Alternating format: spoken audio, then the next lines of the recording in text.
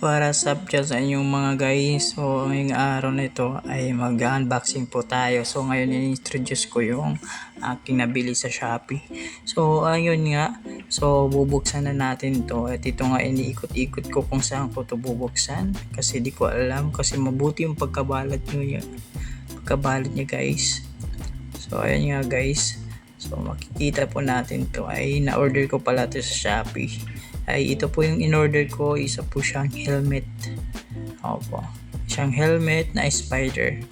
So nakita ko naman sa kanilang mga comment section sa Shopee is legit naman po yung kanilang item, kasi nakita ko yung mga nag-order doon, binibidyo nila, all goods naman po sa kanila. So ayun nga guys, so gamitan na natin ng gunting dito para mas mabilis tayo, kaya nag-video ako guys. Ito kasi sinabi po dito sa may gilid ng box na to ay kung bubuksan po natin or mag-unboxing po tayo ay gawan po natin ng video, kasi baka may sira, pwede natin po itong isauli at ma-refund po yung ating binayad. So nabili ko pa pala to guys ng 3,154. So naka-discount po ako guys, pero nung wala pong free shipping pay is nasa mahigit 3,800 yung halaga niya. So naka-discount po ako ng 700. So ayun nga guys, so ayun na, nakikita na natin na bubuksan pa na natin yung ating box. Ayun nga guys, baliktad nga lang guys. So yung babaliktad rin natin, yan po yung kanyang clear visor. So may free po siyang clear visor. So napakaganda guys. So first time ko magkaroon ng helmet na spider, at first time ko din magkaroon ng helmet na sarili ko. Bumili ako ng helmet para hindi na ako maniram. So ayun nga guys, kasi minsan na travel po ako, minsan ng malayo. Ayun o, sinuot ko po nga guys kung kasya pa tala sa akin. Oo, ang oras pala nito guys is nasa madaling araw pa lang po, 5 ng umaga. Nagising po ako ng umaga kasi nung gabi is di ako nakapag-video nito. Nakatulog agad ako kasi sobrang pagod. Ito yung nasa likod, di ko alam kung anong pangalan nito guys, yung nasa likod nito. O dyan, para na akong buang dyan guys. So ayun nga guys, so napakaganda din siya kasi medyo matulis din siya. Yung kanyang pagkakintab din is napakaganda.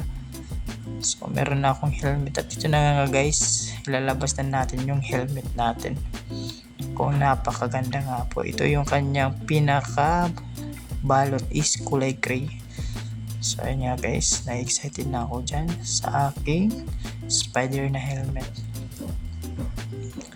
So ayun, bubuksan natin. Ito na nga guys, yung ating spider na helmet guys. Ayun, kayo na pong bahala kung maganda pa rin sa inyo.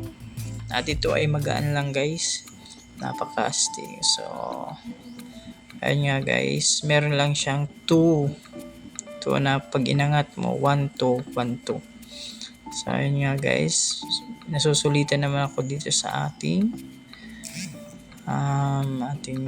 helmet na to. Napakaganda para sa akin, hindi ko alam pa sa inyo guys. Napakaganda din yung kanyang foam sa loob, at chinik ko yan guys sa loob kung napakaganda. At dito nga guys, meron lang siyang natanggal, pero kinabit ko lang ulit. Natanggal lang naman siya, hindi naman siya sira. So ayun nga guys, so napakaayos at sulit na sulit para sa akin. Kaya na po yung bahala guys kung sulit to sa inyo. Para sa akin, sulit yung spider sa akin. Nabili ko lang guys yung spider na helmet kasi naastigan lang ako. Maganda naman din yung mga ibang helmet, yung Evo, maganda din naman. Pero sa akin, parang gusto ko lang yung iba naman na pangalan. Spider naman. Sa susunod tayo bumili ng Evo kung gusto natin, kung may pera na tayo, may ipon na tayo ulit.